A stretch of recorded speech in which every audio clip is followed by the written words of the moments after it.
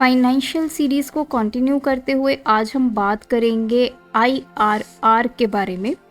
IRR क्या है, कैसे आप मैथमेटिकली इसको कैलकुलेट करते हैं, इसका हमारे बिजनेस के साथ क्या रिलेशन है और इसको कैलकुलेट करने के लिए आप एक्सेल में किस फॉर्मूला को अप्लाई करेंगे और कैसे एक्सेल में आप इसको कैलकुलेट कर सकते हैं, ये सब बातें हम आज की वीडियो में डिस्कस करने वाले हैं। तो आप एंड तक इस वीडियो में बने रहिए।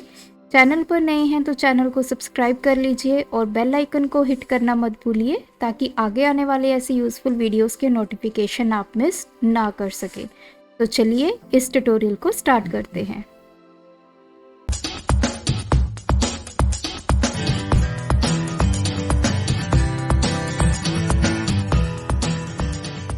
IRR and net present value ये दोनों ही ऐसे मैट्रिक्स हैं जिनकी हेल्प से आप ये देख सकते हैं कि आपने अपने बिजनेस में इन्वेस्ट करना है या नहीं।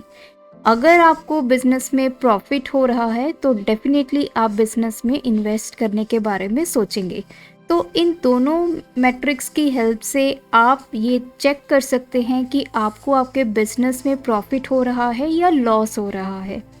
प्रीवियस वीडियो में मैंने आपको नेट प्रेजेंट वैल्यू के बारे में बताया। नेट प्रेजेंट वैल्यू होती क्या है, कैसे आप उसको कैलकुलेट कर सकते हैं और कैसे उसकी हेल्प से आप ये डिसाइड करेंगे कि आपने अपने बिजनेस में इन्वेस्ट करना है फ्यूचर में या नहीं करना है। सिमिलरली जो आईआरआर है ये भी हमारा एक ऐसा पैरामीटर है जिसकी हेल्प से कोई भी बिजनेसमैन ये डिसाइड कर सकता है कि इन फ्यूचर उसने उस बिजनेस में इन्वेस्टमेंट करनी है या नहीं। तो सबसे पहले बात करते हैं आईआरआर को कैसे कैलकुलेट किया जाता है और आईआरआर होता क्या है। देखिए, जब भी हम अपना किसी भी बिजनेस में पैसा लगाते हैं तो हम चाहते हैं कि कुछ सालों के बाद वो पैसा हमें वापस किसी भी फॉर्म में मिल जाए।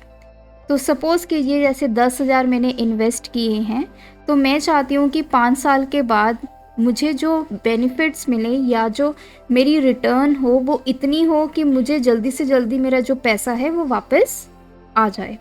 तो इसीलिए हमारा एक फैक्टर होता है एनुअल रिटर्न, जिसको हमने डिस्काउंट रेट भी बोलते हैं। हमने प्रीवियस फार्मूलाज में देखा, हमने प्रेजेंट वैल्यू कैलकुलेट की, फ्यूचर वैल्यू प्रेजेंट की, नेट प्रेजेंट वैल्यू कैलकुलेट की, वहाँ पे हमने डिस्काउंट रेट बोला है। और उसी डिस्काउंट रेट को आज हम बात करने जा रहे हैं एनुअल रिटर्न की।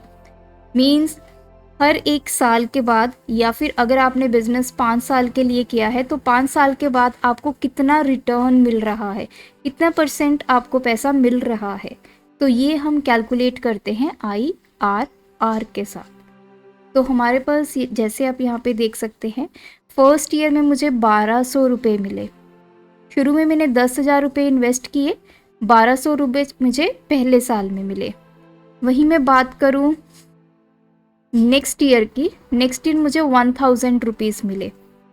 सिमिलरली थर्ड ईयर में 5500, फोर्थ ईयर में 2000 एंड फिफ्थ ईयर में मुझे 6500। तो अब बात ये आ जाती है कि जब भी हमें किसी साल में पैसे मिलते हैं तो वो किसी ना किसी रेट पे मिलते हैं। उस रेट को हम एनुअल रेट बोलते हैं। 5%, 10%, 15%, 20%। तो जब भी एक बिजनेसमैन किसी बिजनेस में इन्वेस्ट करता है उसके माइंड में इनिशियली होता है कि अगर मुझे इस बिजनेस से 12% या 15% रिटर्न मिलेगा तो ही मैं इस बिजनेस में अपनी इन्वेस्टमेंट करूँगा। तो अगर उसके एक्सपेक्टेड रेट से उसको कम रेट मिल रहा है तो डेफिनेटली वो उस बिज़नेस में इन्वेस्ट नहीं करेगा। तो इसी तरह से कैलकुलेट होता है आरआर।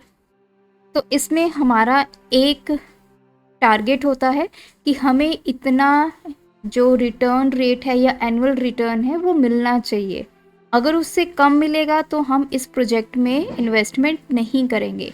अगर उस पर्टिकुलर एक्सपेक्टेड रेट से हमें ज़्यादा रेट मिलेगा तो डेफिनेटली बिजनेसमैन उस प्रोजेक्ट में इन्वेस्ट करेगा।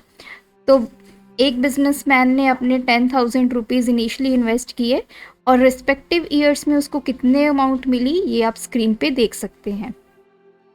अब बात आ जाती है कि अब हमने कैलकुलेट करना है एनुअल रिटर्न। तो एनुअल रिटर्न करने के लिए यहाँ पे जो हमारी एनपीवी होगी वो हम अज्यूम करेंगे 0। एनपीवी की वैल्यू को 0 अज्यूम करेंगे। जब भी हम एनपीवी को कैलकुलेट करते हैं तो उसका ये फॉर्मूला होता है। यहाँ पे जो इनिशियली -C नोट है ये आपका क्या है, जो आपने इन्वेस्ट किया है। तो यहाँ पे जो वैल्यू मैंने इन्वेस्ट की है दैट इज 10,000। इसके आगे नेगेटिव साइन क्यों है, बिकॉज ये पैसे मैंने इन्वेस्ट किए हैं। जब भी आपकी जेब से पैसे जाएंगे तो आप उसके लिए साइन यूज़ करेंगे नेगेटिव। जब वो पैसे आपको मिलेंगे तो हम उस अमाउंट को पॉजिटिव में रखेंगे।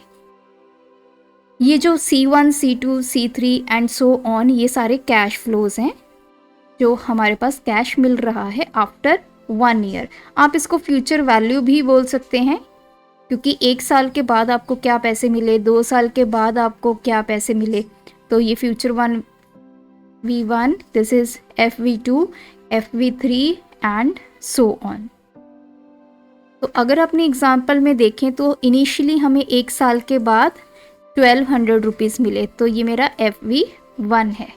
1000 FV2 है, 5500 FV3, FV4 and this is FV5। तो ये मेरी फ्यूचर वैल्यूज़ हैं जो मुझे हर 1 साल में मिली इन्वेस्टमेंट के बाद। तो जब भी हम नेट प्रेजेंट वैल्यू कैलकुलेट करते हैं तो इस वे से उसको कैलकुलेट किया जाता है। अब मैं यहाँ पे आपको IRR कैलकुलेट करके दिखाऊंगी कि नेट प्रेजेंट वैल्यू को 0 रख के आप IRR को कैसे कैलकुलेट कर सकते हैं। इनिशियली आप देख सकते हैं इतनी मेरी इन्वेस्टमेंट है, तो ये आप अज्यूम करिए कि ये 0th ईयर है। स्टार्टिंग में आपने इतनी इन्वेस्टमेंट की, फर्स्ट ईयर में आपको अमाउंट मिली है 12,000। तो अभी 1 ही साल के लिए हम R की वैल्यू को कैलकुलेट करते हैं।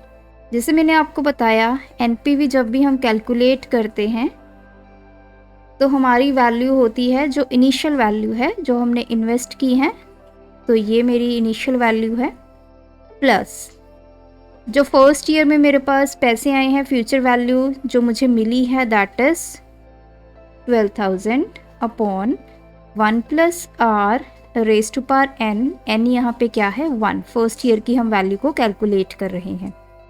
तो वैल्यू यहाँ पे कैसे कैलकुलेट होगी, NPV की वैल्यू हमने यहाँ पे अज्यूम की 0, तो 0 equals to -10,000 plus 12,000 upon 1 plus R। तो ये फैक्टर उधर चला गया।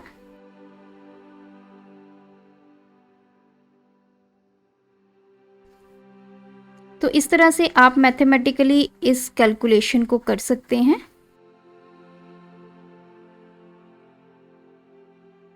तो 1 प्लस R की वैल्यू आपकी आ गई है 1.2, R is 1.2 minus 1 that is 0.2, और परसेंटेज में इसको कन्वर्ट करेंगे आई विल गेट 20%।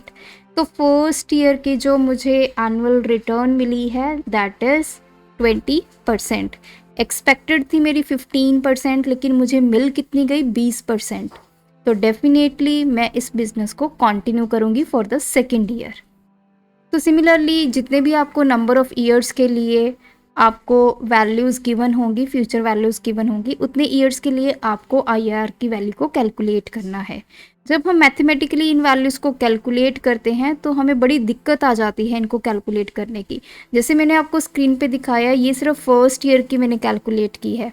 अगर आपको टोटल 5 ईयर्स की कैलकुलेट करनी पड़े तो ये फॉर्मूला आप दोबारा से लिखेंगे, NPV equals to -10,000 plus 12,000 upon 1 plus R raise to power 1 plus जो आपकी नेक्स्ट फ्यूचर वैल्यू है that is 1000 upon 1 plus R raise to power 2 plus 5500 upon 1 plus R raise to power 3। तो इस तरह से आप ये पूरा लिखेंगे और उसको कैलकुलेट करना बड़ा ही मुश्किल हो जाता है। तो उसके लिए हम हिट एंड ट्रायल मेथड को यूज़ करते हैं। हम R की वैल्यूज़ को पुट करके देखते हैं कि कहाँ पे हमारी NPV की वैल्यू 0 बन रही है। तो इसीलिए ये सारी कैलकुलेशन हम करते हैं अपनी एक्सेल शीट में। एक्सेल शीट में विद इन सेकेंड्स आपकी ये सारी कैलकुलेशन जो है वो परफॉर्म हो जाती है। तो चलिए देखते हैं एक्सेल में आप IRR को कैसे कैलकुलेट करेंगे। हम आ चुके हैं अपनी एक्सेल की शीट में, और एक्सेल की शीट में भी आप देख सकते हैं इनिशियली यहाँ पे ईयर्स लिखे हुए हैं और ये सारे हैं कैश फ्लोज। स्टार्टिंग ईयर 0 मतलब जहाँ पे हमने इन्वेस्ट किए हैं पैसे वो हैं 10,000, और ये रेस्ट की आपको वैल्यूज़ जो मिली हैं वो यहाँ पे लिखी गई हैं। और एक्सपेक्टेड रेट हमारा 11% है। जिस पर्सन ने इस प्रोजेक्ट में इन्वेस्ट करना है उसने सोचा हुआ है कि अगर मुझे 11% मिलेंगे तो ही मैं इस प्रोजेक्ट में आगे इन्वेस्ट करूँगा। तो अब हम देखते हैं IRR की हेल्प से हम कैसे चेक करेंगे कि क्या एक बिजनेसमैन इस प्रोजेक्ट में इन्वेस्ट करने वाला है या नहीं। तो जब भी एक्सेल में हम IRR की वैल्यू कैलकुलेट करते हैं हम फॉर्मूला लिखते हैं IRR ब्रैकेट स्टार्ट, और यहाँ पे दो पैरामीटर्स हैं, एक है मैंडेटरी और दूसरा है ऑप्शनल। तो जो मैंडेटरी पैरामीटर है वो है वैल्यूज़, मींस आपका कैश फ्लो। तो कैश फ्लो आपने इन्वेस्टमेंट के साथ ही लेना है, और जो गेस है मींस आप कितने % आप सोच रहे हैं कि इस पे जो IRR की वैल्यू हम जनरेट करने वाले हैं उस पे आपका NPV 0 हो जाएगा। तो हमारा कोई गेस नहीं है इस टाइम पे, तो मैं अभी सिर्फ यही वैल्यूज़ को लिखूँगी और एंटर करूँगी। तो देखिए मेरा IRR आ गया है 14%। तो ये जो 14% वैल्यू है IRR की वैल्यू जो है that is greater than expected value.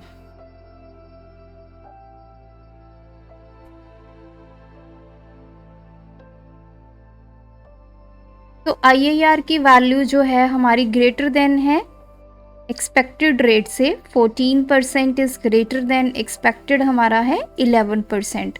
तो यस, बिजनेसमैन इस प्रोजेक्ट में डेफिनेटली आगे इन्वेस्ट करेगा, बिकॉज वो सोच रहा था कि 11% के अकॉर्डिंग उसको पैसे मिलेंगे, लेकिन अब उसको पैसे 14% के अकॉर्डिंग मिलने वाले हैं।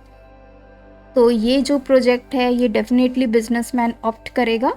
अगर आपकी IRR की वैल्यू एक्सपेक्टेड रेट से कम हो जाती तो उस केस में आपका बिजनेसमैन इसको ऑप्ट नहीं करता, बिकॉज उसको इस प्रोजेक्ट में लॉस होने वाला था। तो इस तरह से IRR मैट्रिक की हेल्प से आप देख सकते हैं कि आप एज अ बिजनेसमैन उस प्रोजेक्ट में इन्वेस्ट करना चाहेंगे या नहीं। तो आई होप ये ट्यूटोरियल आपको क्लियर है। ऐसी और वीडियोस देखने के लिए मेरे चैनल को सब्सक्राइब कीजिए, वीडियोस को लाइक कीजिए, शेयर कीजिए। Thanks for watching this video, keep supporting us.